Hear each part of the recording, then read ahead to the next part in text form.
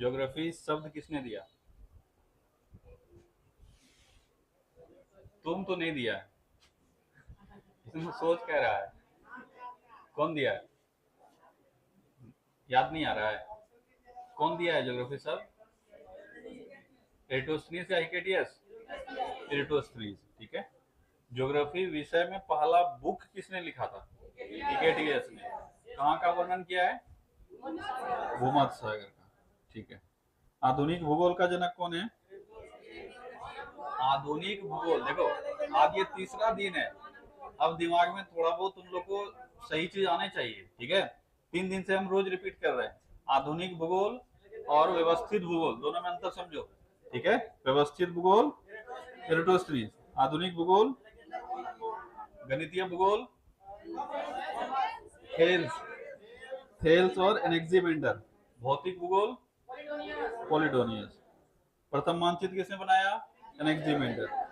भारतीय मानचित्र जेम्स रेनेल। प्रथम ग्लोब मार्टिन वेन, ठीक है। मानव भूगोल कार्ल लीटर या ब्लॉस।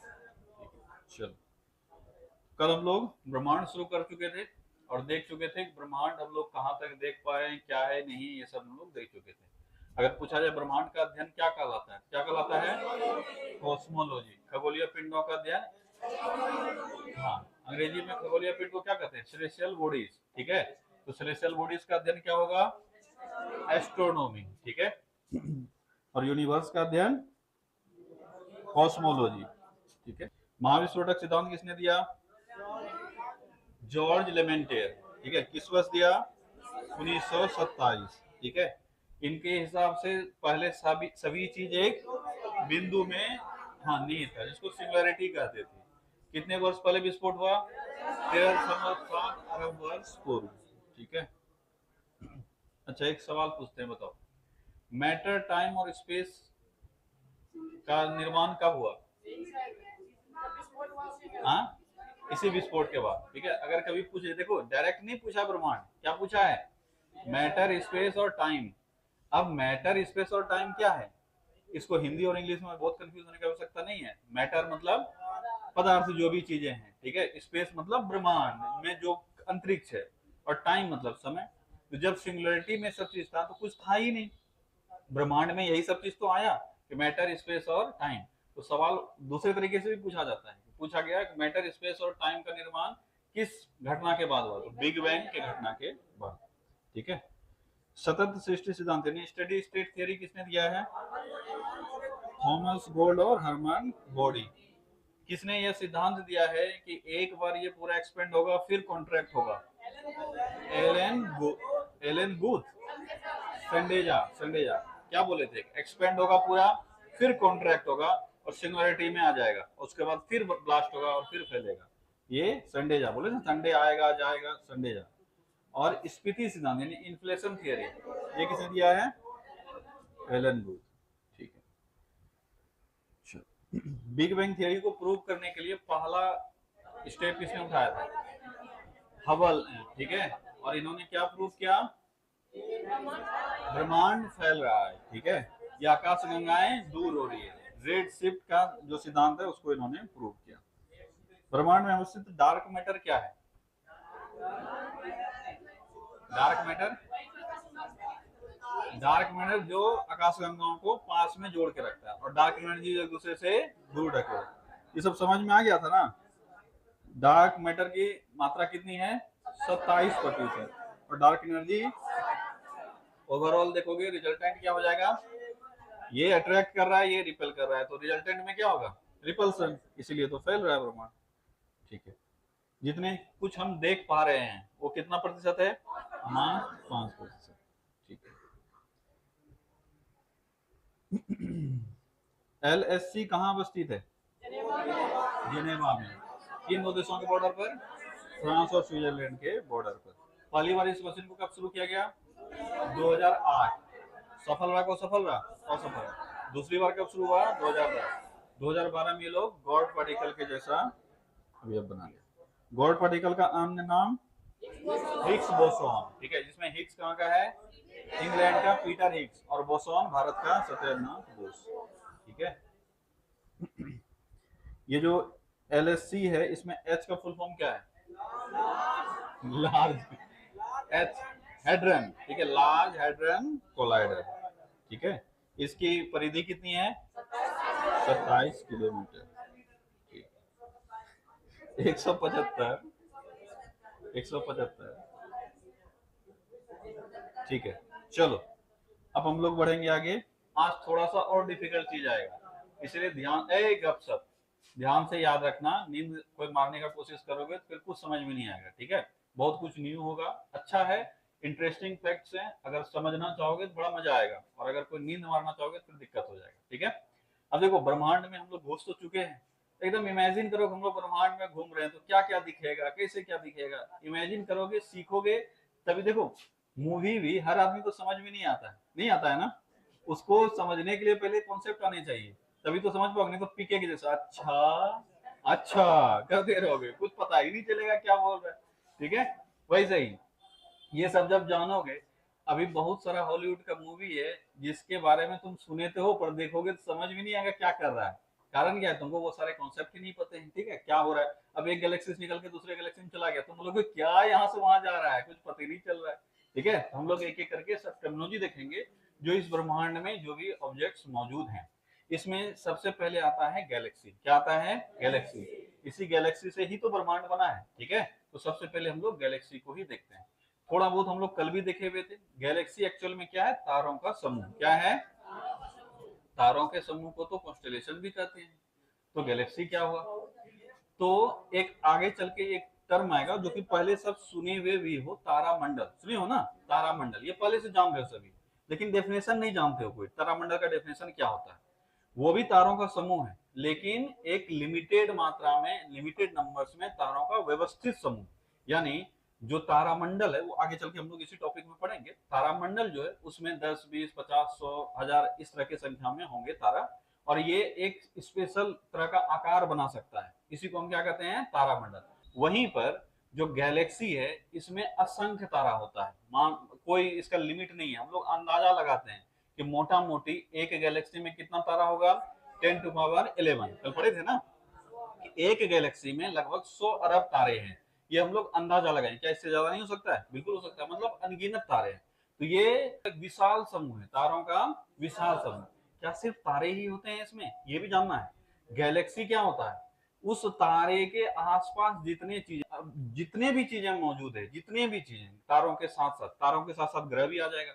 अब ग्रहों के बीच में कुछ गैसेस भी आ जाएंगे, इससे बाहर भी कुछ गैस आएंगे, कुछ और टुकड़ा पुर्जा, ये सब भी आ जाएगा। सभी चीजों को मिलाकर हम क्या कहेंगे? गैलेक्सी। लेकिन इसके मेन ऑब्जेक्ट क्या हो गए? तारा। क्या हो गए? तारा, यानी स्टार। इसीलिए हम लोग कहते हैं कि तारों के विशाल समूह को क्या कहेंगे?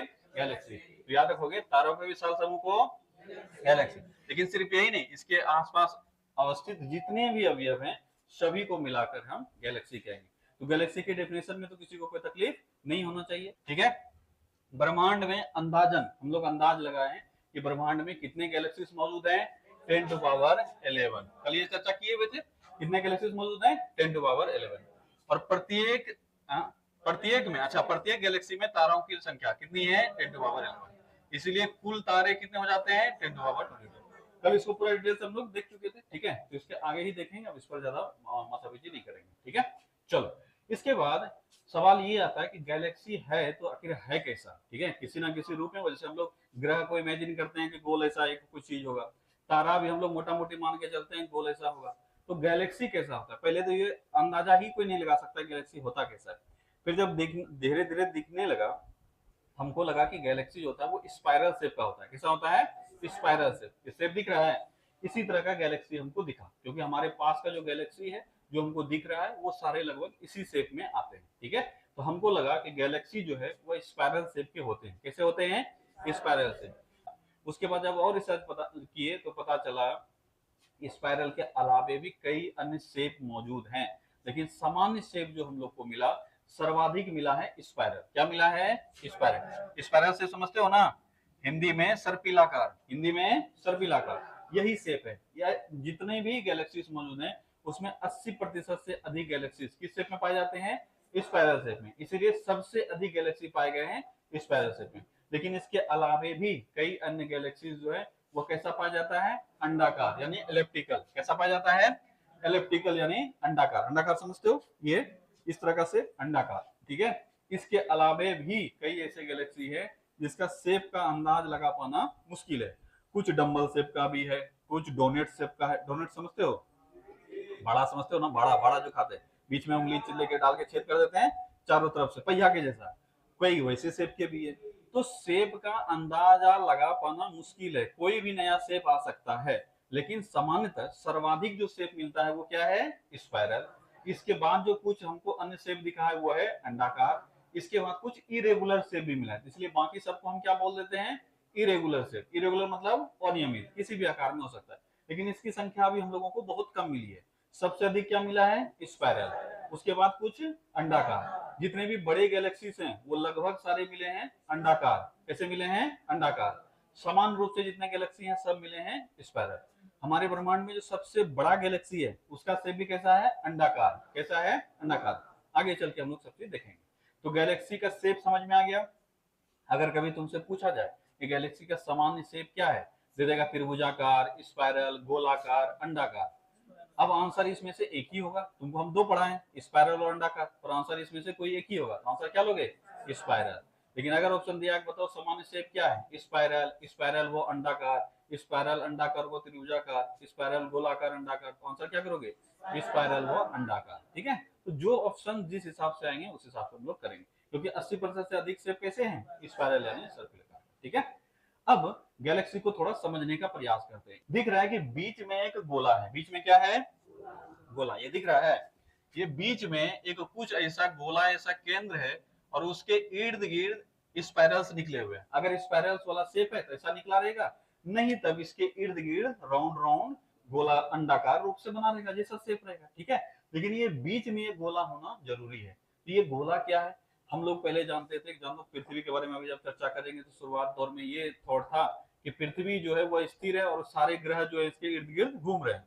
सूर्य भी इसके इर्द गिर्द घूम रहे हैं। ठीक है। उसके बाद फिर सिद्धांत आया कि नहीं, सूर्य स्थिर है और पृथ्वी इसके चारों ओर घूम रही है। अलग अलग सिद्धांत आया, इसी सिद्धांत को हेलियोसेंट्रिक सिद्धांत कहा गया। ठीक है। अब इसके बाद फिर हम लोग और रिसर्च के पता चला नहीं, सूर्य भी स्थिर नहीं है, सूर्य भी घूम रहा है। अब नया नया रिसर्च सामने आ रहा है, तो तुमको नया नया रिसर्च के बारे में जानना भी चाहिए। ठीक है। तभी तो ये क्लियर है कि पृथ्वी सूर्य के चारों ओर घूमती है और सूर्य भी अपने केंद्र के चारों ओर घूमती है। बाद में पता चला ये सोलर सिस्टम भी घूम रही है। ठीक है। अब जैसे जैसे आगे बढ़ेंगे तो पता चलेगा हर चीज घूम रहा है। बोला सोलर सिस्टम कहाँ घूम रहा है? ये घूम रहा है गैलेक्सी के केंद्र में। कहाँ घूम रहा है? गैलेक्सी के केंद्र में। यानी सूर्य घूम तो रहा ही है, लेकिन सूर्य गैलेक्सी का भी चक्कर काट लेता है। लगभग 25 करोड़ साल लगेगा एक चक्कर काटने में। कितना लगेगा?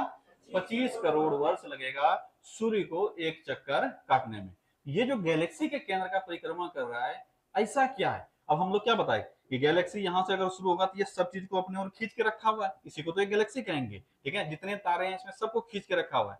तारों के साथ जितने भी चीजें हैं सबको एक साथ क्या करके रखा है? खींच के रखा है। अब ये खींच रहा है कौन? हम जानते हैं खींचने के लिए एक प्रॉपर्टी जिम्मेवार है। कौन है वो? ग्रेविटी, गुरुत्वाकर्षण। ठीक है। अब जैसे ये है गैलेक्सी, अगर इसको मानोगे, इस फैन को अगर हम गैलेक्सी मानते हैं, तुम लोग को तो दिख नहीं रहा होगा, इस बीच में एक शेप लग दिए और चारों तरफ लग रहा है कि हमको ये इसके तरफ खींच रहा है। ये बीच में कुछ ना कुछ तो ऐसा होगा जिसके पास बहुत अधिक ग्रेविटी होगा। और हमारे ब्रह्मांड में सबसे अधिक ग्रेविटी वाली चीज जो हमको मिलते हैं वो है ब्लैक होल। क्या मिलता है? Black hole. तो पहले ऐसा अंदाजा लगाया गया था, हो सकता है गैलेक्सी के केंद्र में क्या हो? Black hole. बाद में इसको प्रूव भी किया गया, हाँ सचमुच गैलेक्सी के केंद्र में क्या होता है? Super giant black hole. मतलब काफी बड़े और काफी शक्तिशाली ब्लैक होल होते हैं, जो पूरा तारा जो गैलेक्सी है उसके चीजों को अपनी ओर खींच के रखता है। ठीक है। तो याद रखोगे, ये बीच में जो होता है, ये कोई भी गैलेक्सी होगा, इसके बीच में जो होता है, बीच में फुटबॉल आकार का एक गोलाकार शेप होता है, और इसी को कहते हैं बल्ज। क्या कहते हैं इसको? बल्ज। तो याद रखोगे, गैलेक्सी के मध्य भाग में फुटबॉल जैसा उभरा हुआ भाग होता है, इसको क्या कहते हैं? इसको कहते हैं बल्ज। ठीक है। इसको कहते हैं बल्ज। अब हिंदी में ज्यादा कंफ्यूज होने की कोशिश मत करना, एक ही वर्ड जो सिखाएंगे सिर्फ वही याद रखना, इसी को हिंदी में बल्ज लिख देगा। ठीक है। वो लज्जो संयुक्त। ठीक है। तो बल्ज। तो याद रखोगे, गैलेक्सी के केंद्र में उभरा हुआ पार्ट हमको नजर आता है, वो क्या है? बल्ज है। और इसी बल्ज में क्या मौजूद होता है? क्या मौजूद होता है? Black hole. क्या मौजूद होता है? Black hole. इसी बल्ज में ब्लैक होल मौजूद होता है। इसीलिए जितने भी तारे बड़े होने लगते हैं शेप में, वो धीरे धीरे ये बल्ज की तरफ बढ़ते जाते हैं। इसीलिए तारों की सर्वाधिक संख्या भी कहाँ होगी? बल्ज में। अब ऑब्वियस है, यहाँ पे सबसे अधिक ग्रेविटी है, ठीक है, तो कोशिश करेगा सब चीज को खींचने का, ठीक है। और तारे जब बड़े होते जाते हैं तो इसको अपनी ओर ये खींचते जाता है। तारे जब नए हैं तो वो सबसे बाहरी ओर रहेंगे, और जैसे जैसे तारों की उम्र बढ़ती जाएगी ये किधर बढ़ता जाएगा? केंद्र की ओर। और अंतिम अवस्था में कहाँ पहुंच जाएगा? ब्लैक होल में। ब्लैक होल उसको निगल जाएगा। तो सर्वाधिक तारों की संख्या कहाँ होती है? ब्लैक होल के पास, यानी बल्ज में। अगर कभी पूछ ले किसी भी गैलेक्सी के केंद्र वाले भाग को क्या कहते हैं? क्या कहते हैं? बल्ज। इस गैलेक्सी, ये गैलेक्सी है, इसको ऐसे कोई खिलौना मत समझ लेना, चरखी है, ठीक है। ये गैलेक्सी हमारा मिल्की वे, ठीक है। इसके बीच में ये जो दिख रहा है गोलाकार, इसको क्या कहेंगे हम? बल्ज। तो टर्मिनोलॉजी जब सीख लोगे तो उस टर्मिनोलॉजी का प्रयोग करोगे। तो मिल्की वे के बीच में है बल्ज। क्या है? बल्ज। इसमें ब्लैक होल कहाँ अवस्थित हुआ होगा? यहीं पे। अगर पूछा जाए इस पूरे शेप में सर्वाधिक तारे कहाँ होंगे? यहीं पर। नए तारे कहाँ पैदा ले रहे होंगे? इन सारे आर्म्स पर। इसको कहते हैं आर्म्स, यानी भुजा। ये सब क्या है? भुजा। तो नए तारे जन्म कहाँ लेते हैं? भुजाओं पर। और जैसे जैसे उम्र बढ़ता जाएगा ये भुजा से क्या होता जाएगा? अंदर की ओर खिसकता जाएगा। जैसे ये है, ये अंदर की ओर खिसकता जाएगा और कहाँ चला जाएगा? लास्ट में बल्ज में। यहाँ भी जो तारा जन्म लेगा धीरे धीरे कहाँ पहुंच जाएगा? बल्ज में। तो सारे तारे जन्म लेते हैं बाहर की ओर और धीरे धीरे उम्र के साथ बढ़कर कहाँ बढ़ जाते हैं? बल्ज की ओर। इसीलिए सबसे नया तारा यहाँ, उसके बाद पुराना तारा मध्यम आकार का अधेड़ तारा यहाँ, बुढ़ा तारा यहाँ, मरा हुआ तारा यहाँ। तो तारों की सबसे अधिक संख्या कहाँ जमा होती है? जाकर बल्ज में। समझ में आ गया? यहीं पर क्या होता है? Black hole. और वो कोई सामान्य ब्लैक होल नहीं होता बल्कि बहुत शक्तिशाली, ठीक है, बहुत शक्तिशाली ब्लैक होल होता है। क्या ये जो गैलेक्सी है उसका शेप समझ में आ गया सबको? अब ये तो एक शेप बताएं इस बार। अगर कोई अंडाकार शेप होगा उसकी भी प्रॉपर्टी यही होगी, पर हम सब हर शेप को क्यों पढ़ें? क्योंकि कॉमन शेप कौन सा है? स्पाइरल शेप है। हमारा जो मिल्की वे गैलेक्सी है उसका भी शेप क्या है? Spiral shape. इसलिए अधिक सवाल भी किससे पूछे जाने हैं? Spiral shape. देखो ये सब जो टॉपिक है ना काफी वास्ट है। थोड़े थोड़े हम लोग अभी इसके तरफ बढ़ रहे हैं। एग्जाम में तो पहले बहुत कम पूछा जाता था, लेकिन अब धीरे धीरे धीरे इसका जो डेप्थ है वो थोड़ा बहुत बढ़ाया जा रहा है। इसलिए तुम्हारी पढ़ाई में भी बढ़ेगा, ठीक है। तो याद रखोगे, गैलेक्सी का मध्य भाग जो फुटबॉल जैसा उभरा रहता है उसको क्या कहते हैं? बल्ज कहते हैं। इसी के केंद्र में होता है, क्या होता है? ब्लैक होल, ठीक है। और तारों का सर्वाधिक संख्या कहाँ होता है? यहीं पर होता है, ठीक है। नवीन तारा पूछे कहाँ होगा? बाहर की ओर। और पुराने तारे अंदर की ओर। यही लिखे, गैलेक्सी में नए तारे पाए जाते हैं बाएं भुजाओं पर। कहाँ नए तारे पाए जाएंगे? बाएं भुजाओं पर। और उम्र के साथ क्या होगा? अंदर की ओर जाते रहेंगे। क्या ये पूरा कॉन्सेप्ट समझ में आया? कि गैलेक्सी का मुख्य रूप से कोई अस्तित्व अगर है तो वो तारों के बेसिस पर है। तारे हैं तो गैलेक्सी है। अगर मान लो एक रात ऐसे ही जगह सारा तारा खत्म हो गया, क्या गैलेक्सी बचा रहेगा? नहीं, गैलेक्सी में कुछ बचेगा ही नहीं। क्योंकि गैलेक्सी का परिवार बना हुआ किससे है? तारों से। जितने तारे होंगे उतना अधिक बड़ा गैलेक्सी होगा, ठीक है। चलो, इसके बाद है गैलेक्सी के सबसे बड़े समूह को क्या कहा जाता है? अभी जो तुमको तारा दिख रहा है ना, अगर गैलेक्सी को एक्सप्लोर करने लगोगे, ये एक एक तारा जैसा एक एक गैलेक्सी दिखेगा। सोचो मतलब ब्रह्मांड में है कितना बड़ा ब्रह्मांड है, ये सोच के देखो। एक गैलेक्सी इतना बड़ा होता है जितना तुम सोच नहीं सकते हो, ठीक है। लाइट ईयर्स में बड़े होते हैं। और जब आसमान के ओर हम देखते हैं तो जिस तरह से तारा तुमको दिख रहा है इसे एक एक गैलेक्सी दिखता है। सोचो जब उसके करीब पहुंचेंगे कितना बड़ा वो गैलेक्सी होगा, उसमें कितने तारे होंगे, ठीक है, ठीक है। तो हमारे गैलेक्सी का नाम क्या है हमसे पूछा जाता है। इसके बाद गैलेक्सी जो बनते हैं तो पहले तो तारों के समूह से बन गए, उसके बाद गैलेक्सी का समूह होता है। क्या होता है? ब्रह्मांड में काफी अधिक है ना गैलेक्सी। हम क्या बताए, जिस तरह से अभी तारों के समूह को गैलेक्सी बोले, वैसे ही गैलेक्सी का भी तो समूह होगा, ठीक है। जैसे हम बताए कि हर एक आदमी का 4-5 बेटा है, उस पांचों बेटा का एक एक मान लो एक एक पत्नी ही जनरली होती है, ठीक है, एक एक पत्नी है। अब उसकी एक एक पत्नी से दो दो बेटा है। अब किसी की दो पत्नी है तो 4 बेटा हो जाएगा, 2 बेटी हो जाएगी, जो भी है। इस तरह का देखोगे तो एक परिवार में 5 परिवार है। ऐसे ही पूरा मिलके एक बड़ा परिवार बनाया। इस बड़े परिवार को फिर जोड़ते जाओगे तो क्या बना देगा? एक मोहल्ला बना देगा। मोहल्ला जोड़ते जाओगे तो पूरा एक शहर बन जाएगा। इसी तरह से पहले तारा को जब नजदीक से देखे तो पता चला तारा का एक परिवार, जिसको तारा क्या बोलते हैं? सोलर सिस्टम, सौर मंडल कहते हैं। क्या कहते हैं? सौर मंडल। ये अपना परिवार हो, छोटा सा परिवार, तुम्हारा सिंगल परिवार। जैसे पापा है, मम्मी है, तुम हो, तुम्हारे भाई बहन है, यही हो गया एक तारा मंडल। ऐसे तो कई लोग हैं। जब देखने लगे कि आया देखने के लिए, देखा तो ऐसा तो बहुत सारा है, ठीक है। तो वैसे ही बहुत सारा तारामंडल मिला, सॉरी क्या बोलते हैं, सोलर सिस्टम मिलाकर एक क्या बना दिए हम, एक बना दिए गैलेक्सी। क्या बना दिए, गैलेक्सी। अब जब और दूर जाकर देखे तो पता चला एक गैलेक्सी तो बहुत छोटा नजर आ रहा है, इस तरह से बहुत सारे गैलेक्सी हैं। अब और दूर जाकर देखे तो पता चला कि गैलेक्सी भी ग्रुप में है। किसमें है, ग्रुप में।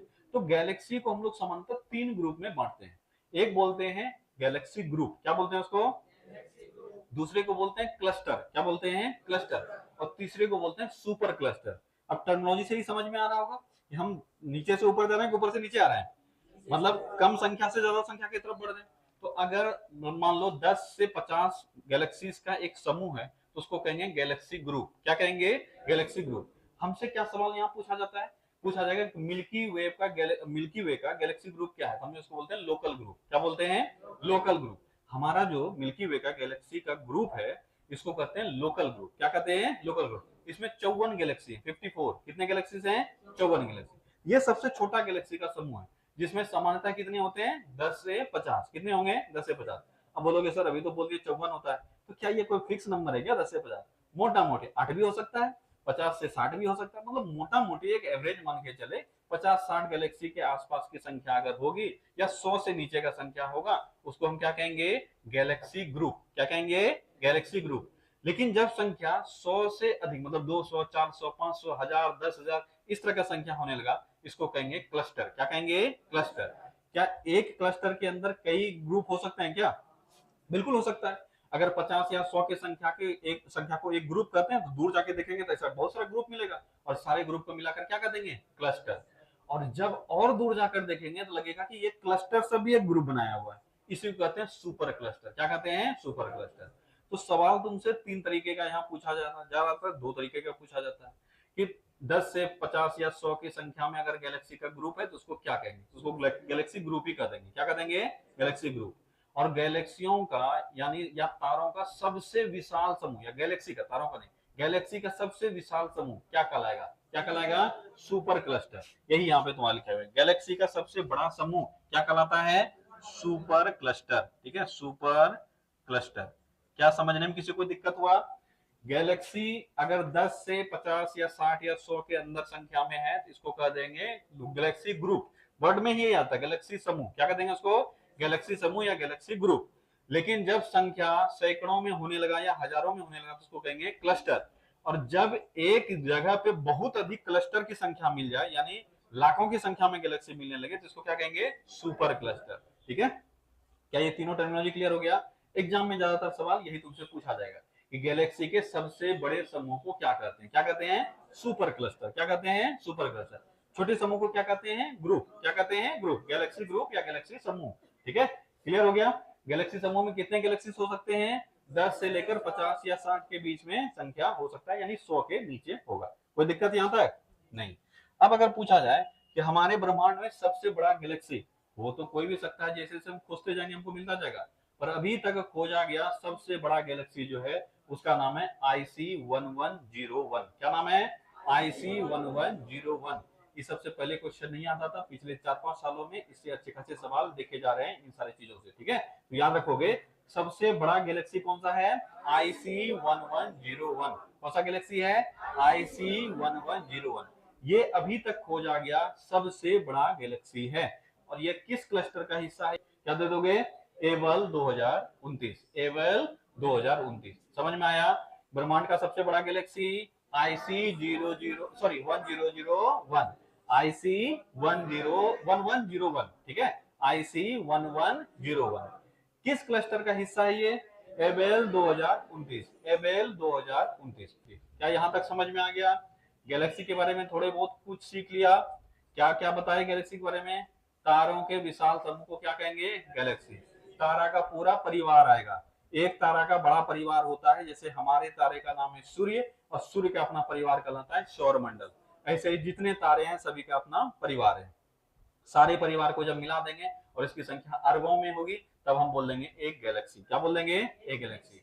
अब जब इस गैलेक्सी के ग्रुप को देखेंगे तो अगर 50 के संख्या में, 60 के संख्या में या 100 से अंदर की संख्या में अगर गैलेक्सी है उसको क्या कर देंगे, गैलेक्सी ग्रुप कर देंगे। लेकिन सैकड़ों हजारों की संख्या में है तो उसको क्लस्टर कहेंगे। और ऐसे बहुत सारे अगर क्लस्टर हैं तो क्या कहते हैं, उसको सुपर क्लस्टर। ठीक है, ब्रह्मांड में अभी तक खोजा गया सबसे बड़ा गैलेक्सी कौन सा है?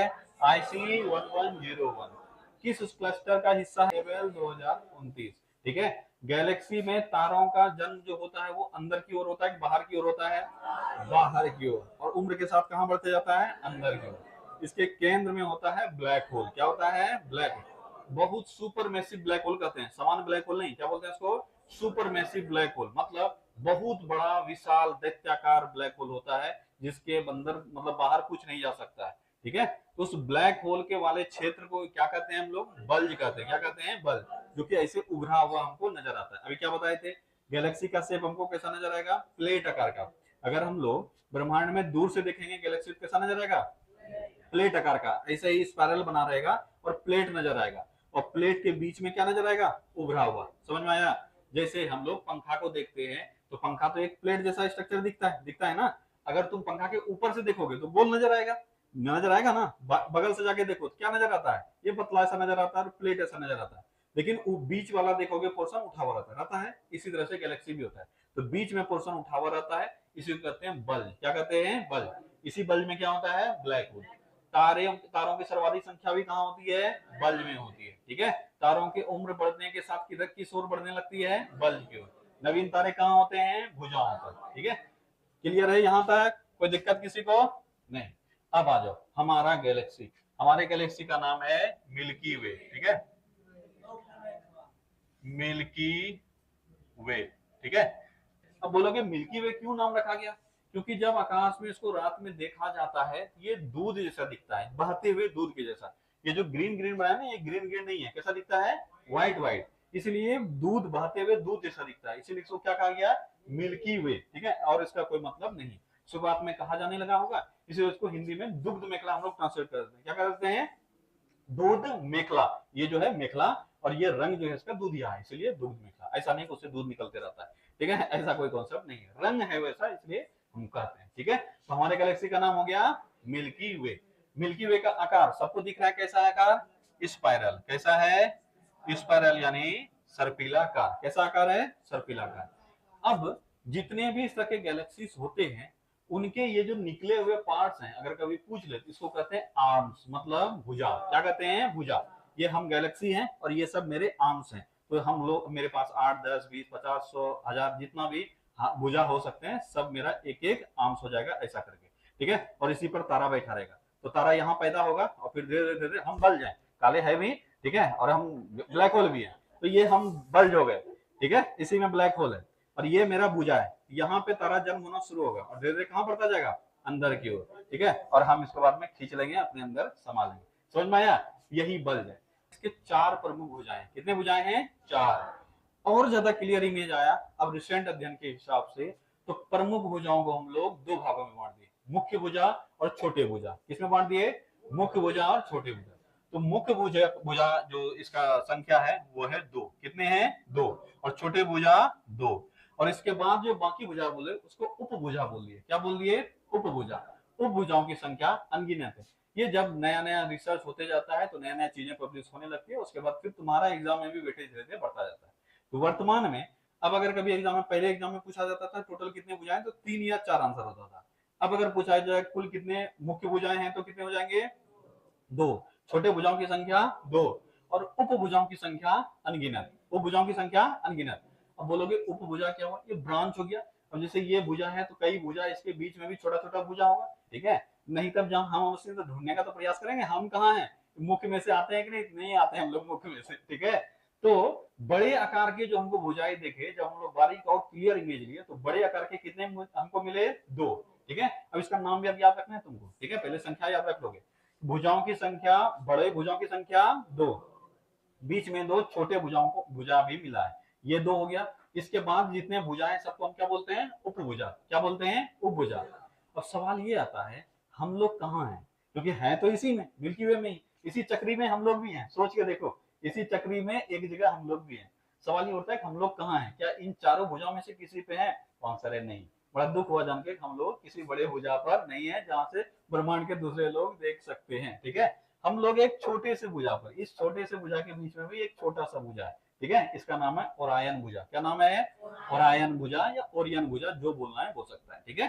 तो ओरायन भुजा, इसी ओरायन भुजा पर हमारा जो सौर मंडल है वो अवस्थित है। तो अगर कभी पूछा जाए कि हमारे गैलेक्सी मिल्की वे में हम कहाँ हैं, हम कहाँ हैं, ओरायन भुजा पर। कहाँ हैं, ओरायन, ओरायन भुजा के इस अवस्था में यानी बाहरी अवस्था में हम लोग स्थिर हैं। और धीरे धीरे हम लोग भी कहाँ बढ़ रहे हैं, केंद्र की ओर। जब हमारा जो सूर्य दादा है वो बूढ़े हो जाएंगे, उसको खा जाएगा। कौन खा जाएगा, ये। अब सवाल उठता है ये है कौन, ब्रह्मांड में जितने गैलेक्सी हैं सबका तो हमको नहीं पता, पर हमको अपना तो पता करना होगा। यानी यहाँ पर है एक ब्लैक होल। कौन सा है ब्लैक होल, इसका नाम है सेजिटेरियस। क्या नाम है, सेजिटेरियस या सेजिटेरियस, जो बोलना है बोलो। ऐसे सेजिटेरियस का क्या कहते हैं, सेजिटेरियस। ठीक है, तो हमारे मिल्की वे गैलेक्सी के केंद्र में उपस्थित सुपर मैसिव ब्लैक होल का नाम क्या है, सेजिटेरियस ए। क्या नाम है, सेजिटेरियस ए। इंपॉर्टेंट है, याद रखना कि मिल्की वे गैलेक्सी के केंद्र में उपस्थित जो ब्लैक होल है उसका नाम क्या है, सेजिटेरियस ए।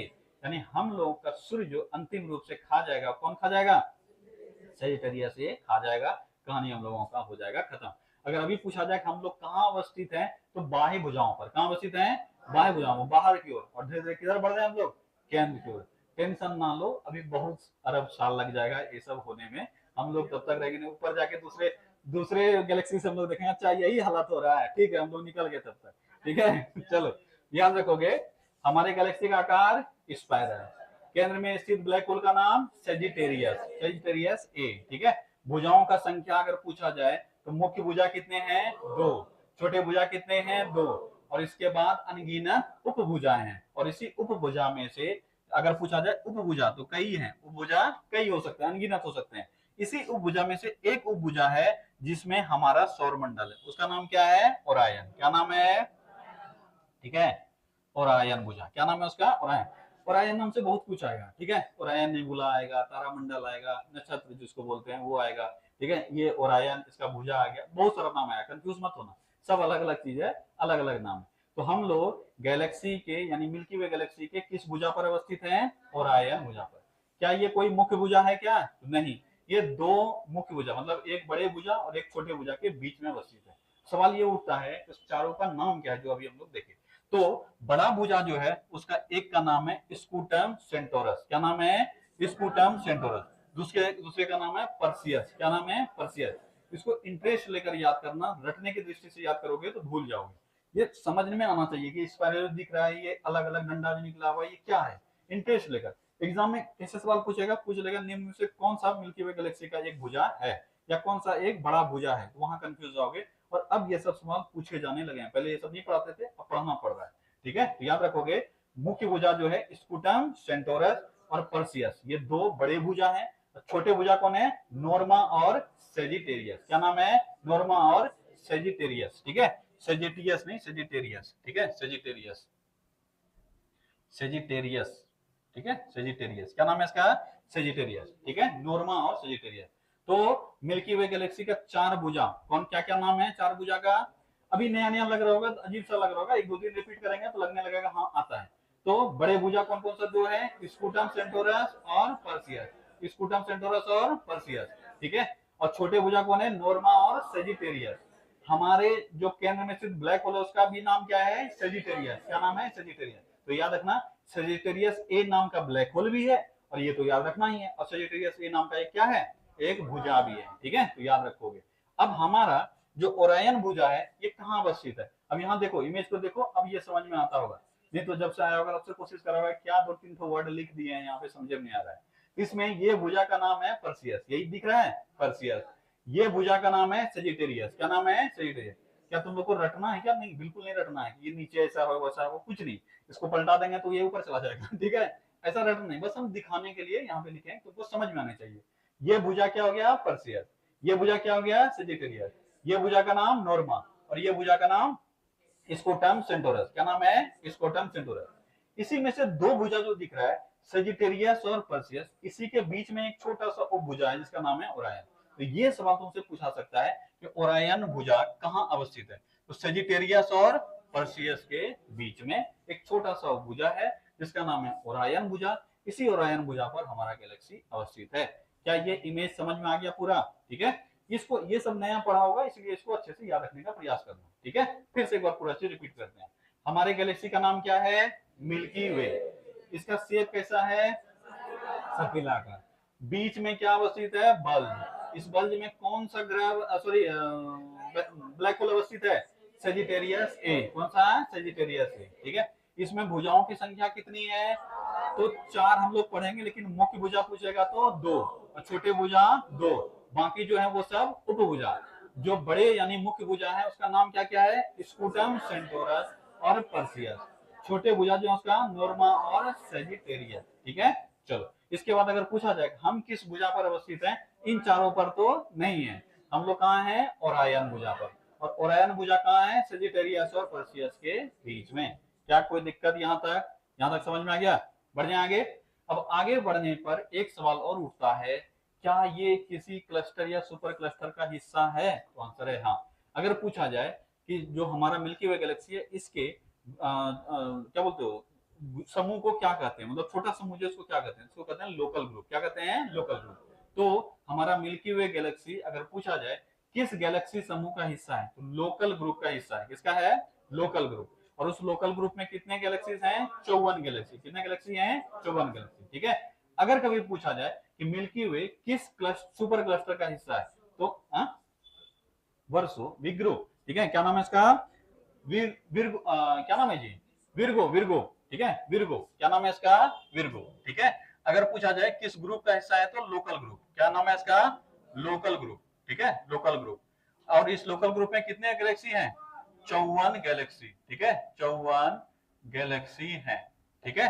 अगर पूछा जाए मिल्की वे किस सुपर क्लस्टर का हिस्सा है, तो विर्गो। क्या नाम है इसका? Virgo Galaxy. क्या नाम है? Virgo super cluster. ठीक है। Virgo super cluster. क्या नाम है इसका? Virgo super cluster. तो मिल्की वे गैलेक्सी किस सुपर क्लस्टर का हिस्सा है? Virgo super cluster.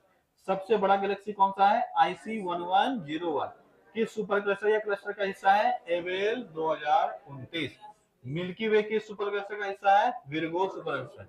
ये एग्जाम में कई बार पूछा जा चुका है। ठीक है। कि मिल्की वे किस सुपर क्लस्टर का हिस्सा है? किसका हिस्सा है? विर्गो का। किसका हिस्सा है? विर्गो। किसका हिस्सा है? विर्गो का। क्या यहां तक कोई दिक्कत? अगर पूछा जाए मिल्की वे का व्यास लगभग कितना है? कितना है इसका व्यास? लगभग 1,00,000 लाइट ईयर। कितना है व्यास? लगभग 1,00,000 लाइट ईयर। ठीक है। लाइट ईयर कल चर्चा किए थे कि जब हम लोग ब्रह्मांड में दूरी का माप लेते हैं तो उसको लाइट ईयर में मापते हैं। किसमें मापते हैं? लाइट ईयर में। तो हमारे गैलेक्सी का यानी मिल्की वे का जो व्यास है वो लगभग कितना है? 1,00,000 लाइट ईयर। मोटा मोटी इतना इसका व्यास है। उम्र अगर पूछा जाए तो जब ब्रह्मांड का जन्म हो रहा था उसी समय में कुछ समय बाद इसका भी जन्म हुआ है। तो कब जन्म हुआ है? 13.7 अरब वर्ष पूर्व। तो इसका जो उम्र है लगभग 13.6 अरब वर्ष है। कितना है? 13.6 अरब वर्ष के आसपास, या 13.5 भी मिल जाएगा कई जगह। ठीक है। तो 13.5 या 13.6 अरब वर्ष के आसपास है। यानी मिल्की वे गैलेक्सी भी पुरानी गैलेक्सी है, जब ब्रह्मांड की उत्पत्ति हो रही थी उसी समय का गैलेक्सी है। गैलेक्सी नए भी हो सकते हैं और पुराने भी हो सकते हैं। जो शुरुआत में बन गया है वो सब पुराना हो गया। अभी भी गैलेक्सीज बन रहे हैं, इसी को हम कहते हैं नए गैलेक्सी। क्या कहते हैं? नए गैलेक्सी। नए गैलेक्सी जितने बन रहे हैं ये अभी छोटे आकार के हैं। क्या हैं? छोटे आकार के, इसीलिए इसको कहते हैं ड्वार्फ गैलेक्सी। क्या कहते हैं? Dwarf Galaxy. अब देखो, जो एक बार बड़ा आदमी मोहल्ले का बन चुका है, रेस्ट आदमी जो भी बड़ा अभी बन रहा है, देखोगे उसी के इर्द गिर्द घूमता है ना। क्यों भैया? क्योंकि उसके पास अरबों करोड़ों रुपए पहले से।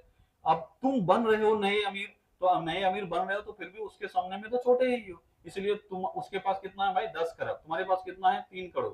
तो तुम गरीबों के बीच में तो करोड़पति है, पर उसके सामने देखोगे तो तुम भिखमंगा है ना जी। ऐसे ही जो पुराने गैलेक्सीज हैं वो तो हैं ही, उसी के इर्द गिर्द नए गैलेक्सीज का निर्माण हो रहा है। तो बोल रहे बेटा कहाँ कहाँ जा रहा है? बोला बाबू तो रही घूमी रोचू। ठीक है। तो उसके इर्द गिर्द घूमते रह जाता है। तो नए गैलेक्सी जितने भी बन रहे हैं, लगभग सारे गैलेक्सी किसी पुराने बड़े गैलेक्सी के क्या करता है? वो परिक्रमा करता है। और ये गैलेक्सी जब इस दोनों गैलेक्सी के बीच में, सोचो ये है, ठीक है, ये है पुराना गैलेक्सी, ये नया गैलेक्सी, कैसा नजर आ रहा है? बौना ऐसा लग रहा है ना। इसे कहते हैं ड्वार्फ गैलेक्सी। क्या कहते हैं? Dwarf Galaxy. और किसी ना किसी पूरे पुराने बड़े गैलेक्सी का ये क्या करता है? परिक्रमा करता है। इसीलिए तुम पढ़ा होगा किताब में, देखो चीजें धीरे धीरे क्लियर होती है। पहले हम लोग पढ़ के पढ़ाया यही गया था, एक लाइन पढ़ा के छोड़ दिया जाता था कि नवीनतम गैलेक्सी कौन सा है? बौना गैलेक्सी। ये पढ़ा होगा, किताब में लिखा हुआ होगा कि नवीनतम गैलेक्सी कौन सा है? Dwarf Galaxy. ठीक है। नवीनतम, ऐसा कोई गैलेक्सी नहीं है। नवीनतम गैलेक्सी ड्वार्फ, तुम्हारे नोट्स में वही मिलेगा ड्वार्फ गैलेक्सी। पर ऐसा कोई गैलेक्सी नहीं है ड्वार्फ गैलेक्सी, मतलब बौना गैलेक्सी जो निर्मित हो रहा है ये सारे नवीनतम गैलेक्सी हैं। और ये बौने गैलेक्सी कई हैं, तुमसे कभी पूछा नहीं जाएगा कौन सा सबसे छोटा है, क्योंकि हर रोज कुछ ना कुछ नया दिख रहा है, वो सबसे छोटा हो जा रहा है। तो हम लोग एक लाइन में पढ़ लेते हैं कि इसमें से कौन सा सबसे नवीनतम गैलेक्सी हो सकता है। तो जो भी होंगे वो सारा गैलेक्सी कैसा होगा, बौना गैलेक्सी। कैसा होगा, बौना गैलेक्सी। इसीलिए पढ़ लेते हैं हम लोग कि नवीनतम गैलेक्सी कौन सा है, बौना गैलेक्सी। क्या ये बौना गैलेक्सी यानी ड्वार्फ गैलेक्सी का कोई नाम हो सकता है क्या, बिल्कुल हो सकता है, और इससे बहुत है। ठीक है, तो याद रखोगे जो छोटे छोटे गैलेक्सी अभी बन रहे हैं वो ऑब्वियस है बड़ी के आकार में हमेशा छोटे ही नजर आते हैं, इसलिए कहते हैं ड्वार्फ गैलेक्सी। ठीक है, चलो क्या चर्चा हम लोग कर रहे थे, यहाँ हमारे गैलेक्सी का उम्र लगभग कितना है, 13.6 अरब वर्ष पूर्व है। अगर पूछा जाए सर्वप्रथम हमारे गैलेक्सी को देखा किसने या खोजने का प्रयास किसने किया था, गैलीलियो ने। किसने किया था, गैलीलियो। ठीक है, तो सबसे पहले मिल्की वे गैलेक्सी की खोज किसने की, गैलीलियो ने। अब ऑब्वियस है कि हम लोग मिल्की वे गैलेक्सी को देख नहीं सकते हैं। अब ये सवाल बड़ा गंभीर लग रहा है कि इन्होंने कैसे देखा, क्या संभव है कि हम लोग मिल्की वे गैलेक्सी को देख पाए, देख पाएंगे, ऐसा संभव है, बोलो। नहीं है तो क्यों, और है तो क्यों, बिल्कुल सही, हम उसी के अंदर हैं। तो हम जब तक बाहर नहीं निकलेंगे तब तक कैसे दिखेगा हमको, हमको दिखेगा नहीं। इसलिए एक्चुअल मिल्की वे कैसा है कोई नहीं जानता है, हम लोग अंदाजा लगाएं, क्योंकि हमको मैथमेटिकल फॉर्मूला से हम लोग सब चीज कर लेते हैं। ठीक है, हम जहां तक हम एक्सप्लोर कर पा रहे हैं हमको ऐसा लगता है कि ऐसा होगा, और उसी पर हम लोग एक पहले तो गैलीलियो साहब ने अपने से डिजाइन किया था, तो उनका डिजाइन भी लगभग मैच करता है स्पाइरल। बाद में फिर सिमुलेशन, सिमुलेशन जानते हो क्या होता है, सिमुलेशन एक टर्म होता है जो टेक्निकल टर्म है, सुने हो कभी, नहीं सुने हो, सिमुलेशन नहीं सुने हो, क्या होता है, हाँ क्या होता है उसमें, प्रोटोटाइप एक तरह से बोल सकते हैं। हम लोग कंप्यूटर में जैसे तुम्हारा, हम एक मान लो तुम्हारा पूरा जीवन का एक कहानी लिखते हैं और वो कंप्यूटर में डाल देते हैं और बोलते हैं कि इसी पर आधारित इसका फ्यूचर बताओ, या ये एक्चुअल में कैसे जी रहा है वैसे बताओ। जब हम सारा स्क्रिप्ट उसको दे देंगे तो उस तरह से एक वो मूवी तैयार कर देगा, और फिर हम उसके हिसाब से देख लेंगे तुम्हारा जीवन आगे कैसा था पीछे कैसा था। वैसे ही हम अपने जो गैलेक्सी है उसका जितना भी हम लोग मेजरमेंट ले पाए वो सारा मेजरमेंट हम किसमें डाल दिए, कंप्यूटर में, सुपर कंप्यूटर जो आते हैं उसमें हम डाल दिए। और हम लोग उसको बोले कि एक गैलेक्सी बना के दिखाओ इन डाटा के आधार पे। उसने भी जो गैलेक्सी बनाया वो कैसा बनाया, स्पाइरली बनाया। और लगभग जो गैलेक्सी का हम लोग मान रहे थे कि इसी आकार में होगा, इसी इतना ही बड़ा होगा, जैसे बताए इसका व्यास लगभग कितना है, 1 लाख लाइट ईयर, पर हम लोग इसको पूरी तरह से मान नहीं पाए। ये जब सिमुलेशन क्रिएट किया गया तो उसमें भी लगभग डाटा जो है इसी के सिमिलर आया। जो शुरुआती दौर में गैलीलियो साहब ने बताया था बहुत बहुत नहीं मैच करता था, लेकिन मोटा मोटी इसी शेप में उन्होंने डिजाइन किया था। तो ये हमारा अंदाजा है, हम एक छोरी देख पाएंगे, एक बार किधर देख पाएंगे, एक साइड ही देख पाएंगे। और ऐसे ही जब भी देखेंगे तो हमको एक छोरी दिखेगा, पूरा नहीं दिखेगा, वो भी थोड़ा दूर तक दिखेगा। लेकिन जैसे हम अपने गैलेक्सी से बाहर जाएंगे हमको पूरा गैलेक्सी दिखेगा। जैसे आज हमको एंड्रोमेडा दिखता है, एंड्रोमेडा एकदम पूरा गैलेक्सी दिख जाएगा, कोई दिक्कत नहीं। अगर तुम लोग के पास 1.5 लाख रुपए हो, एक टेलीस्कोप ले लेना और छत पे बैठ के देखना तो दिख जाएगा। ठीक है, कभी ना कभी वो एंड्रोमेडा गैलेक्सी को देख सकता है और एकदम पूरा इसी शेप में तुमको नजर आएगा। तो हम लोग मान के चले हमारा गैलेक्सी का शेप भी क्या है, स्पाइरल। बगल वाला जो गैलेक्सी है हमारा निकटतम गैलेक्सी, उसका नाम क्या है, एंड्रोमेडा। क्या नाम है, एंड्रोमेडा। ठीक है, एंड्रोमेडा। दुख की बात यह है कि इसके साथ हम लोग टकराने वाले हैं। ठीक है, एक दिन ऐसा आएगा जब एंड्रोमेडा और मिल्की वे टकरा जाएगा। जब ये कोलिजन पूरा हो जाएगा, ठीक है, तब क्या बचेगा, ठीक है, क्या बचेगा तब, मिल्की वे गैलेक्सी बचेगा कि एंड्रोमेडा बचेगा, तब मिल्कोमेडा हो जाएगा। क्या हो जाएगा, मिल्कोमेडा, क्योंकि मिल्की वे का मिल्को आ जाएगा और एंड्रोमेडा का मेडा आ जाएगा। क्या नाम हो जाएगा उसका, मिल्कोमेडा। टक्कर होगा, अगर बच गए तो ठीक है, नहीं तो फिर उसमें विलीन हो जाएंगे। लेकिन संभवतः विलीन नहीं होंगे, उसका हिस्सा बन जाएंगे। दो तरह से हो सकता है, अगर टक्कर हुआ या तो तुम पूरी तरह से मर जाओगे एक दूसरे के साथ, या क्या बन जाओगे, उसका हिस्सा बन जाओगे। अगर उसका हिस्सा बन गए तो फिर हमारा जो सोलर सिस्टम है वैसा का वैसा ही रह जाएगा, और वो अब गैलेक्सी जो है वो बदल जाएगा। गैलेक्सी क्या बन जाएगा उसका, एंड्रोमेडा यानी मिल्कोमेडा। ठीक है, लेकिन अगर वो खा गया पूरा इसको, तब पूरी तरह से मिल्की वे गैलेक्सी समाप्त हो जाएगा। तब मिल्कोमेडा नहीं होगा, तब क्या बनेगा, बचेगा सिर्फ एंड्रोमेडा। और ऐसा पहले भी हो चुका है और अभी भी हो रहा है कि बड़ा गैलेक्सी छोटा गैलेक्सी टकराया और छोटा गैलेक्सी पूरी तरह से क्या हो गया, तबाह हो गया, उसके अंदर जाके मर गया। ठीक है, खैर उसमें भी काफी समय, टेंशन नहीं लेना है। ठीक है, तो हमारा सबसे निकटतम गैलेक्सी कौन सा है, एंड्रोमेडा। देखो तो कितना निकट है, बस 4 कदम चलोगे मिल जाएगा। 2.2 मिलियन, ठीक है, 2.2 मिलियन लाइट ईयर दूर है। 2.2 हो सकता है, 2.3 या 2.5 ऐसा करके कुछ भी डाटा दे सकता है, ठीक है। तो मोटा मोटी 2.2 हम लोग मान के चलते हैं। कितना मिलियन लाइट ईयर दूर है? 2.2 मिलियन लाइट ईयर दूर है। सो सकता है ये हमारा करीबी है, तो सोचो दूर वाला कितना दूर होगा, ठीक है। इसीलिए कहा गया है कि जो हमारा, जब स्टार्ट किए थे शुरुआत में ही बोले हम लोग देख सुन तो बहुत कुछ रहे हैं, पर आजीवन हम लोग अपने सौर सिस्टम से बाहर नहीं निकल सकते हैं। गैलेक्सी को तो बातें छोड़ दो, गैलेक्सी का तो बात ही खत्म हो गया। हम अपने सौर सिस्टम से भी हम अपने अवर्तमान जो तकनीक है उससे बाहर नहीं निकल सकते हैं, पूरा जीवन में नहीं निकल पाएंगे। अब इससे बाहर हम लोग भेजने का कुछ प्रयास कर रहे हैं ऐसा, क्योंकि लाइट का स्पीड, अब ये लाइट ईयर है, क्या है समझना कितना दूर है, बहुतों को समझ में नहीं आया होगा। अगर ये एंड्रोमेडा है और ये मिल्की वे गैलेक्सी है, तो यहां से लाइट, अभी तुम एक टॉर्च का लाइट जलाएगा तो आज जलाए हो, ये पृथ्वी पृथ्वी बोले तो मतलब मिल्की वे गैलेक्सी तक पहुंचने में कितना समय लेगा? 2.2 मिलियन। 2.2 मिलियन को लाख में बोलोगे कितना होगा? कितना होगा? 22 लाख, ठीक है, 22 लाख साल बाद।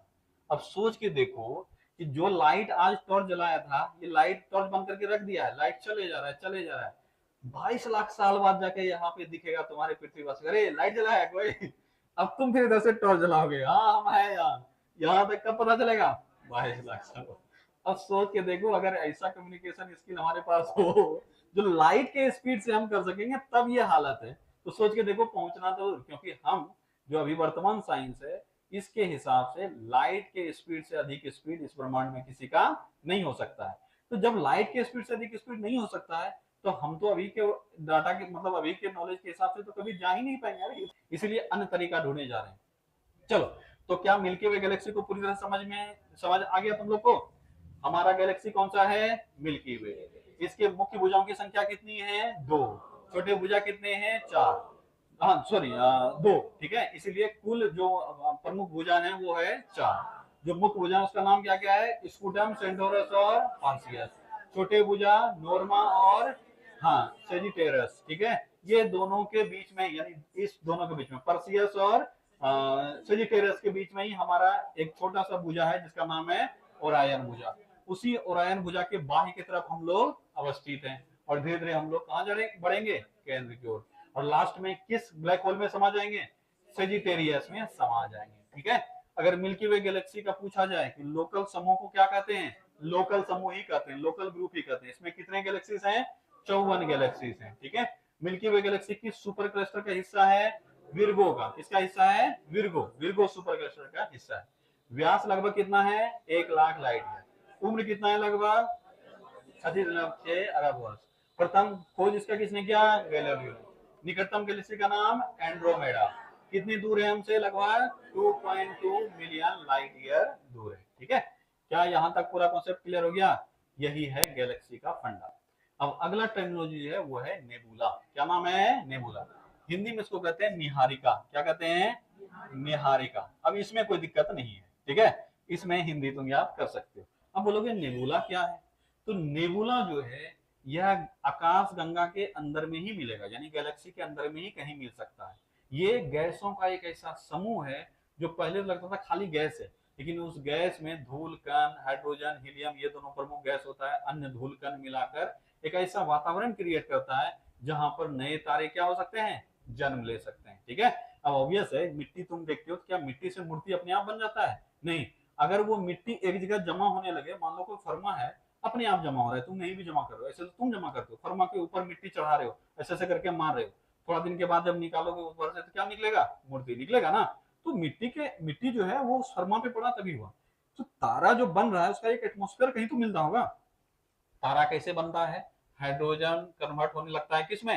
हीलियम में। पहले एक जगह जमा होगा, वो हाई टेम्परेचर मिलेगा, फिर कन्वर्सन शुरू होगा, तब बहुत एनर्जी क्रिएट होगा, और यही एनर्जी हमको किस रूप में दिखेगा? ब्राइटनेस के रूप में, जो कि आज तारा का हम ब्राइटनेस देखते हैं।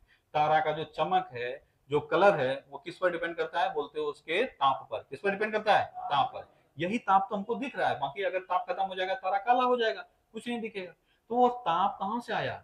ये हाइड्रोजन का कन्वर्सन जब हीलियम में होता है, इसी में जो ऊर्जा उत्पन्न हो रहा है, इसी से हमको क्या दिखता है? ताप। समझ में आया?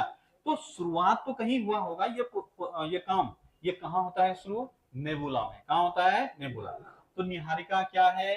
गैस, धूल कण। ये गैस प्रमुख रूप से कौन सा है?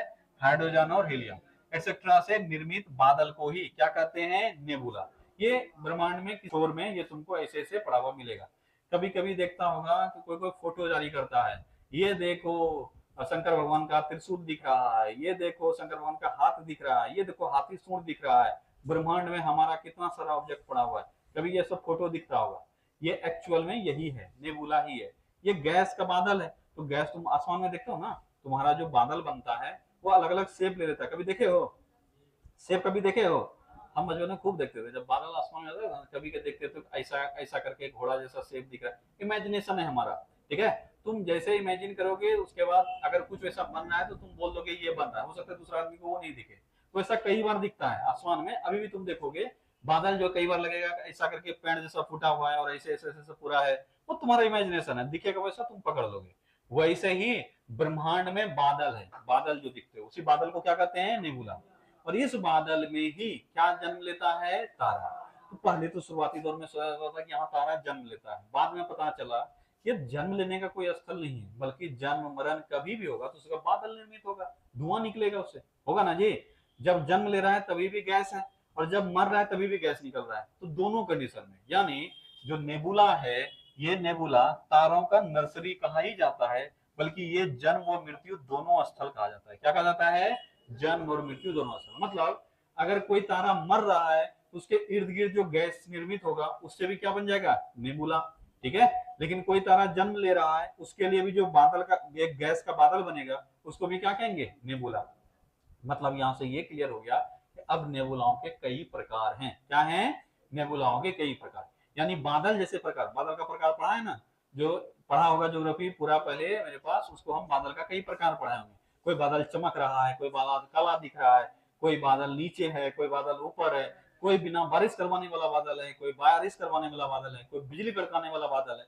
वैसे ही कई प्रकार के नेबुला होते हैं, ठीक है। तो नेबुला मुख्य रूप से क्या है? ये ब्रह्मांड में उपस्थित गैसों का बादल है। क्या है? एक लाइन में अगर कोई पूछे तो ब्रह्मांड में उपस्थित धूल कण और गैसों का क्या है? बादल है। ये धूल कण और गैस जो एकत्रित होते हैं एक जगह, ये दोनों केस में हो सकता है। यहाँ पे तारों का जन्म भी हो रहा होगा या कोई तारा मर गया होगा, दोनों केस में ये धुआं निकल रहा है, गैस दिख रहा है, ये दोनों केस में हो सकता है। लेकिन समान रूप से पहले हम जानते थे कि तारों का जन्म स्थली क्या होता है? नेबुला। ये अभी भी है, इसीलिए इसको क्या कहते थे? तारों का नर्सरी। क्या कहते थे? तारों का नर्सरी। अगर कहीं कोई तारा जन्म ले रहा है तो पहले उसका क्या बनेगा? नेबुला। और इस नेबुला के बाद उसके बीच में धीरे धीरे क्या निर्माण होगा? तारा का निर्माण होगा, ठीक है। याद रखना, तारों का नर्सरी किसको कहा जाता है? नेबुला को। यहाँ तारों का सिर्फ जन्म होगा, मृत्यु भी होगा, तारों का मृत्यु होगा। इसीलिए नेबुला कई प्रकार के हैं, जिसमें से प्रमुख प्रकार, इससे 3 साल के अंदर 3 सवाल 4 सवाल पूछा जा चुका है अलग अलग एग्जाम्पल से, ठीक है, अलग अलग एग्जाम। तो याद रखोगे इसके कई प्रकार हैं। इसमें पहला प्रकार है एमिशन या उत्सर्जन नेबुला। क्या है पहला प्रकार? एमिशन या उत्सर्जन। हिंदी में हो गया उत्सर्जन, अंग्रेजी में हो गया एमिशन। यानी वैसा नेबुला जो कुछ चीज उत्सर्जित कर रहा है, यानी जो ऊर्जा यानी लाइट उत्सर्जित कर रहा है, यानी ये होगा जन्मस्थली वाला। क्या होगा? जन्मस्थली वाला। समझना है इसको, ठीक है। तो एमिशन या उत्सर्जन नेबुला। हमको क्या यहाँ पढ़ना है? एग्जाम्पल। क्या पढ़ना है? एग्जाम्पल। डिटेल वगैरह से कोई मतलब हमको नहीं है। हमसे सवाल क्या पूछा गया है? पूछा जाता है, पूछ लेगा तुमसे फलानुमा नेबुला किस प्रकार का नेबुला। ये एसएससी 2022 या 23 जो एग्जाम हुआ था उसमें ये पूछा था कि ओरायन किस प्रकार का नेबुला है। यही 4 ऑप्शन उठा के डाल देगा। याद रखोगे वैसा तारा, सॉरी वैसा क्या बोलते हो, नेबुला जहाँ पे तारों का जन्म हो रहा है वो लाइट उत्सर्जित करेगा, यानी ऊर्जा उत्सर्जित करेगा, इसीलिए उसको कहेंगे उत्सर्जन या एमिशन। और इसका जो बेस्ट एग्जांपल है वो है ओरायन। क्या है? ओरायन। कंफ्यूज तो नहीं हुआ? यहाँ भी ओरायन पढ़ा, वहां भी ओरायन पढ़ा, ये दोनों एक ही है, अलग अलग है? अलग अलग है। ये ओरायन नेबुला है, ठीक है, और ये ओरायन आर्म है, ठीक है, कंफ्यूज मत होना, ठीक है। ओरायन नेबुला कहाँ है? तो ओरायन नक्षत्र में। कहाँ है? ओरायन नक्षत्र यानी तारामंडल। तो किस तारामंडल में है या किस नक्षत्र में है? ओरायन नक्षत्र में। नेबुला का नाम भी क्या है? ओरायन। और ये हमारे मिल्की वे गैलेक्सी में अवस्थित है। किस गैलेक्सी में अवस्थित है? मिल्की वे में। मिल्की वे गैलेक्सी का सबसे चमकीला जो नेबुला है वो कौन सा है? ओरायन। मिल्की वे गैलेक्सी का सबसे चमकीला ओरायन। मिल्की वे गैलेक्सी का सबसे, ठीक है, सबसे चमकीला नेबुला क्या नाम है इसका? ओरायन। क्या कोई दिक्कत? तो एमिशन, एमिशन यानी उत्सर्जन, नेबुला, क्या समझ में आया? इसका एग्जांपल याद हुआ? एक और एग्जांपल है इसका, ईगल। क्या नाम है? ईगल। ठीक है, ईगल। ठीक है, ईगल। तो दो जो नेबुला है उसका नाम याद रखिए। सारा एग्जांपल याद रखना है, ये ऐसा नहीं कि पढ़ के छोड़ देंगे, ये याद रखना है। दो जो नेबुला है उसका नाम याद रखोगे, ये दोनों एमिशन यानी उत्सर्जन नेबुला है। एक है ओरायन और दूसरा है ईगल। क्या है? ईगल। तो तुमसे सवाल पूछा जाएगा, ईगल किस प्रकार का नेबुला है? किस प्रकार का? एमिशन नेबुला यानी उत्सर्जन नेबुला। बस इतना ही याद रखना, ठीक है। दूसरा जो है वो है सुपरनोवा रिमिनेंट। क्या है? सुपरनोवा रिमिनेंट यानी सुपरनोवा का जब अब सुपरनोवा एक नया टर्म आ गया, आगे चल के सब पढ़ाएंगे, अभी सुपरनोवा ही पढ़ाएंगे। जब तारा को देखोगे, तारा का उम्र होता है, जैसे हम लोगों का उम्र होता है वैसे ही तारों का उम्र होता है, ठीक है।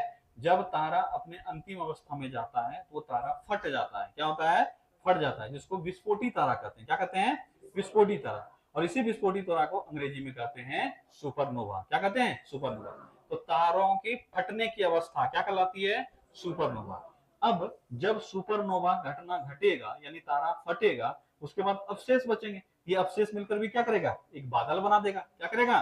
बादल बना देगा। क्या ये भी एक नेबुला होगा? क्या तो आंसर है हाँ। इसी को क्या कहेंगे? सुपरनोवा अवशेष निहारिका। क्या कहेंगे इसको? सुपरनोवा अवशेष निहारिका।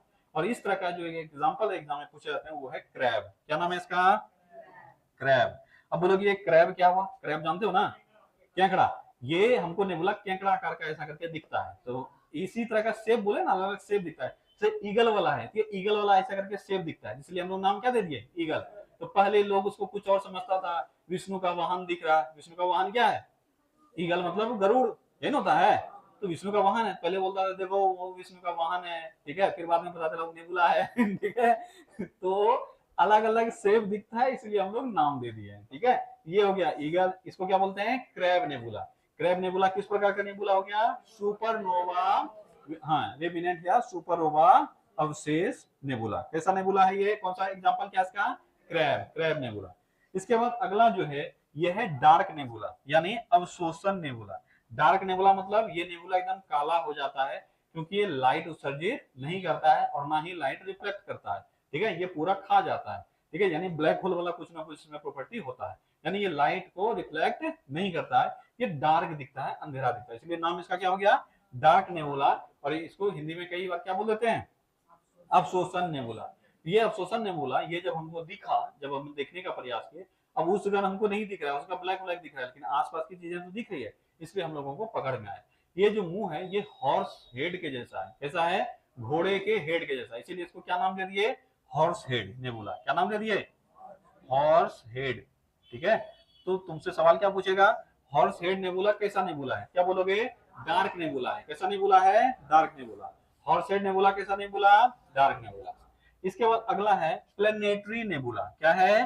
प्लेनेटरी नेबुला यानी ग्रहकीय नेबुला। प्लेनेटरी नेबुला का मतलब क्या हुआ? ये कब निर्मित होता है? ये तब होता है जब तारे अपने अंतिम अवस्था में चले जाते हैं, ठीक है। तो तारे जब अपनी अंतिम अवस्था में चले जाएंगे तो कई तरह का वहां पे देखोगे अवशेष निर्मित हो जाएंगे। जैसे यहाँ देखे तो सुपरनोवा वाला, हर एक तारा में सुपरनोवा की स्फोट जरूरी नहीं है। जब तारा अंतिम अवस्था में चला जाएगा, वो मर जाएगा, तब उस समय में भी कुछ जो गैसें निर्मित होगी, जो अवयव निकलेगा, वही सब मिलकर एक नेबुला बनाएगा। उसको क्या कहेंगे? प्लेनेटरी यानी ग्रहकीय नेबुला। कब ये निर्मित होता है? जब तारों का मृत्यु हो जाता है। कब ये निर्मित होता है? जब तारों का मृत्यु हो जाता है। तो इसी को बोलते हैं प्लेनेटरी या ग्रहकीय नेबुला। और इसका एग्जाम्पल याद रखोगे, दो एग्जाम्पल है। एक है रिंग नेबुला। क्या नाम है इसका? रिंग नेबुला, ठीक है। रिंग नेबुला, नेबुला नहीं लिखते हैं, खाली रिंग लिखते हैं। और दूसरा है डम्बल नेबुला। कौन सा नेबुला है? ठीक है, ठीक है। कौन सा नेबुला है? डम्बल, ठीक है। रिंग नेबुला और डम्बल नेबुला। तो प्लेनेटरी नेबुला, कौन कौन सा नेबुला है प्लेनेटरी? रिंग नेबुला और डम्बल नेबुला। रिंग नेबुला और डम्बल नेबुला याद रखोगे। प्लेनेटरी यानी ग्रहकीय नेबुला कौन कौन सा नेबुला है? रिंग नेबुला और dumbbell nebula.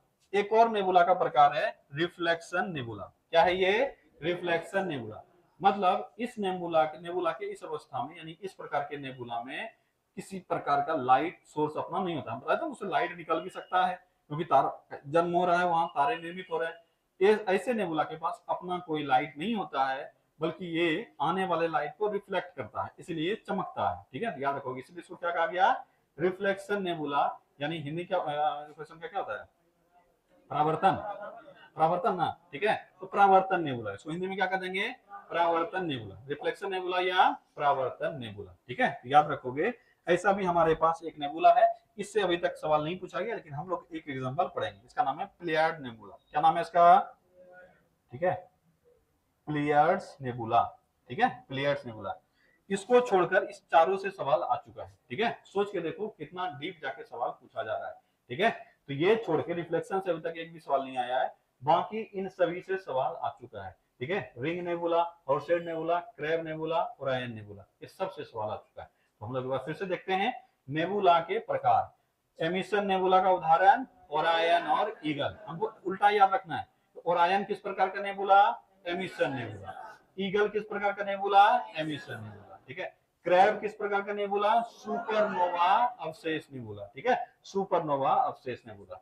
Horse head dark nebula, horse head dark nebula, horse head dark nebula.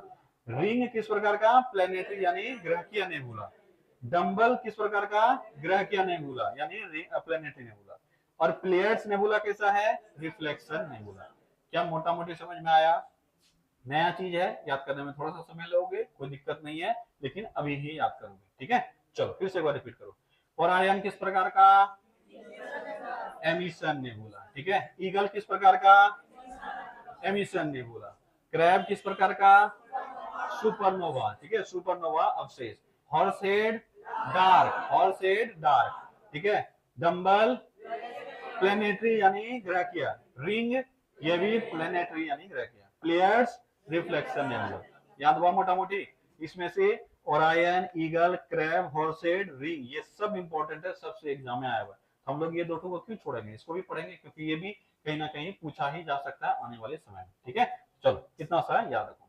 इसके बाद अगर पूछा जाए मिल्की वे का सबसे चमकीला जो निहारिका है वो कौन सा है, कौन सा है, ओरायन नेबुला। ठीक है, सबसे चमकीला ओरायन नेबुला। ठीक है, उसके बाद दूसरा पूछा जाए सबसे ठंडा कौन सा है, ये है बूमरैंग। क्या नाम है इसका, बूमरैंग। ठीक है, बूमरैंग। ठीक है, बूमरैंग नेबुला। अगर पूछा जाए सबसे ठंडा नेबुला कौन सा है, बूमरैंग नेबुला। अच्छा, बूमरैंग नेबुला अगर पूछा जाए किस प्रकार का है, तो ग्रहकीय नेबुला। किस प्रकार का नेबुला है ये, ग्रहकीय नेबुला। ठीक है, तो दोनों चीज याद रखना। पहले एग्जाम में जब कोई पूछा जाता था, पुराना जो डाटा है उसमें ओरायन केहू सबसे ठंडा कहा जाता था, जो कि गलत है। सबसे ठंडा ये हो नहीं सकता है, क्योंकि ये गर्म प्रॉपर्टी वाला है, क्योंकि ये कैसा है, उत्सर्जन नेबुला, इसलिए ये सबसे ठंडा नहीं होगा। इसलिए डाटा चेंज कर लेना, तुम्हारे नोट्स में भी वहां पे शीतल इसी में होगा। तो सबसे ठंडा नेबुला कौन सा है, बूमरैंग। बूमरैंग सबसे ठंडा नेबुला, बूमरैंग नेबुला। ये मिल्की वे में अवस्थित है। और सबसे चमकीला कौन सा है, ओरायन। सबसे चमकीला नेबुला ओरायन। चलो फिर से एक बार पूरा चीज रिपीट करते हैं। नेबुला का निर्माण कैसा होता है, गैसों से। कैसा निर्माण होता है, गैसों से। ये गैसों और धूल कणों का एक बादल है।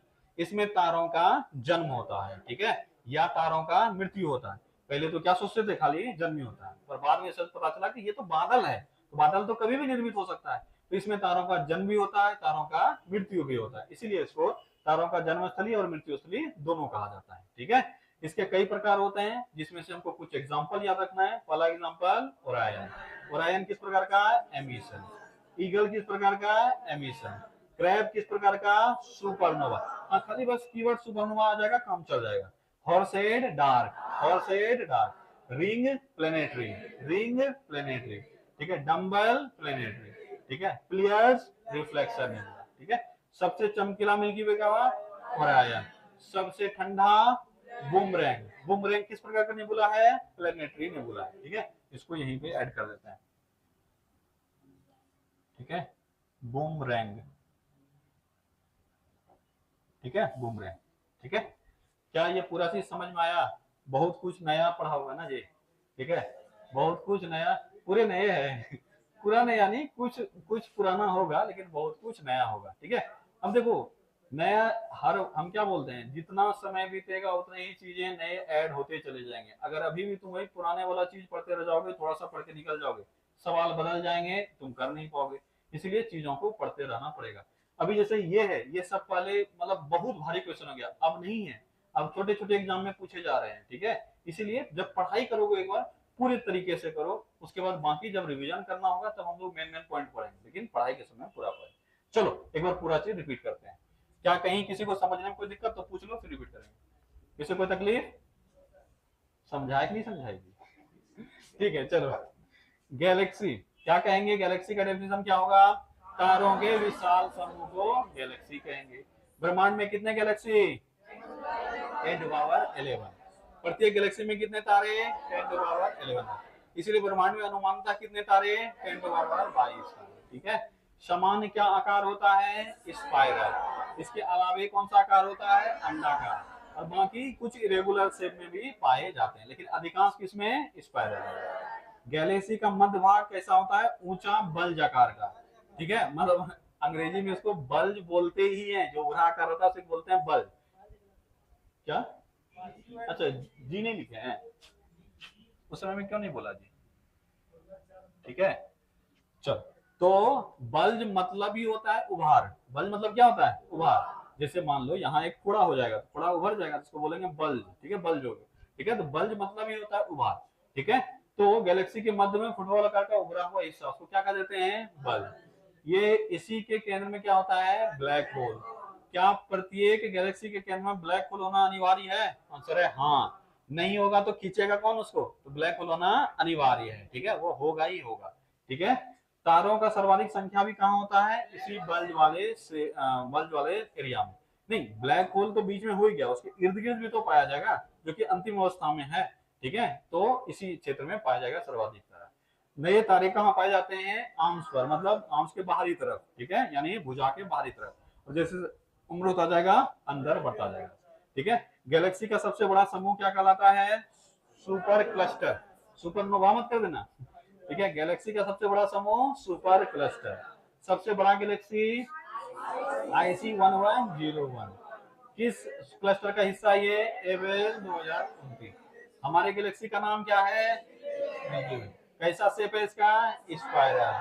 इसके केंद्र में कौन सा ब्लैक होल है? Sagittarius A. भुजा बड़े कितने हैं? 2। छोटे कितने हैं? 2। बड़े भुजा का नाम क्या क्या है? स्कूटम, सेंटोरा, पार्सियस। और छोटे भुजा नोर्मा और सेजिटेरियस, ठीक है। वो भुजा कई हो सकते हैं, ठीक है, बहुत सारे। इसी में से एक है जिसका नाम है ओरायन और भुजा। और ये किसके बीच में स्थित है? सेजिटेरियस और पर्सियस के बीच में स्थित है। क्यों हम पढ़ रहे हैं ये? क्योंकि इसी पर हम लोग हैं, ठीक है। हमारा सौर मंडल किस भुजा पर है? ओरायन भुजा पर है, ठीक है। मिल्की वे गैलेक्सी किस ग्रुप का हिस्सा है? Local group. कितने गैलेक्सीज हैं इसमें? 54 गैलेक्सीज हैं, ठीक है। ये वही वाला कहानी हो गया। रेगिस्तान का नाम क्या है? रेगिस्तान। रेगिस्तान, रेगिस्तान कहाँ है? ठीक है। अब देखो तो लग रहा है क्या बोल दिया। एक रेगिस्तान जिसका नाम ही है रेगिस्तान, ठीक है, और वो अफगानिस्तान में है, ठीक है। चलो, मिल्की वे किस सुपर क्लस्टर का हिस्सा है? विर्गो का। विर्गो ये बहुत इंपॉर्टेंट है, इसको याद रखना, ठीक है। व्यास लगभग कितना है? 1,00,000 लाइट। उम्र लगभग 13.6 अरब लाइट वर्ष, ठीक है। लाइट ईयर क्या बोलते हो? अरब वर्ष, लाइट ईयर नहीं वर्ष। सब सर्वप्रथम किसने खोजा? गैलीलियो ने। निकटतम गैलेक्सी एंड्रोमेडा, ठीक है। दूरी कितना है? 2.2 मिलियन लाइट ईयर, ठीक है। निहारिका क्या होता है या नेबुला? गैसों के बादल को नेबुला कहते हैं, जहां पर तारों का जन्म और मृत्यु होता है, ठीक है। कई प्रकार के नेबुला हो सकते हैं, ठीक है। अगर वो जन्म देने वाला नेबुला है, यानी वो लाइट उत्सर्जित करेगा, ऊर्जा उत्सर्जित करेगा, इसको कहेंगे उत्सर्जन नेबुला। और इसका एग्जांपल ओरायन और ईगल। अगर वो सुपरनोवा के अवशेष से बना हुआ है, जिसको बोलेंगे सुपरनोवा अवशेष। और इसका example crab. Dark nebula, light reflect नहीं कर रहा है तो उसको क्या कहेंगे? Dark nebula. और शेड। प्लेनेटरी, अगर किसी भी तारा का मृत्यु हो चुका है उसके बाद जो नेबुला बनता है उसको क्या बोलेंगे? प्लेनेटरी। रिंग और डम्बल और बुमरैंग, ठीक है। और ऑब्वियस है ये मृत्यु हो चुका है तो ये ठंडा हो रहा होगा, ठीक है। और सबसे ठंडा क्या है? बुमरैंग। इसको ब्रह्मांड का सबसे ठंडा वस्तु भी कहा जाता है, ठीक है। -272 डिग्री सेल्सियस के आसपास इसका टेम्परेचर है। ये ब्रह्मांड का सबसे ठंडा वस्तु भी माना जाता है। तो अगर कभी पूछा जाए बताओ ब्रह्मांड का, और ये दिख जाए कि बुम बुम है यहाँ पे, तो कर देना, ठीक है। तो बुमरैंग, क्या नाम है इसका? बुमरैंग। ब्रह्मांड का सबसे ठंडा वस्तु भी बुमरैंग। -272 डिग्री सेल्सियस के आसपास का टेम्परेचर जाता है। और अंतिम टेम्परेचर कितना होता है? -273.15। इससे कम नहीं हो सकता। ब्रह्मांड में कोई भी वस्तु इससे ज्यादा ठंडा नहीं हो सकता है। और ये कहाँ पहुंच गया है, -272 तक पहुंच गया, उससे थोड़ा ज्यादा ही है। ठीक है, इसीलिए ब्रह्मांड का सबसे ठंडा वस्तु इसको कहा जाता है। ठीक है, रिफ्लेक्शन नेबुला, क्या एग्जांपल है इसका, प्लेयर्स नेबुला। ठीक है, मिल्की वे का सबसे चमकीला ओरायन, सबसे ठंडा वुमरेन। क्या यहाँ तक पूरा क्लियर हो गया? अच्छा,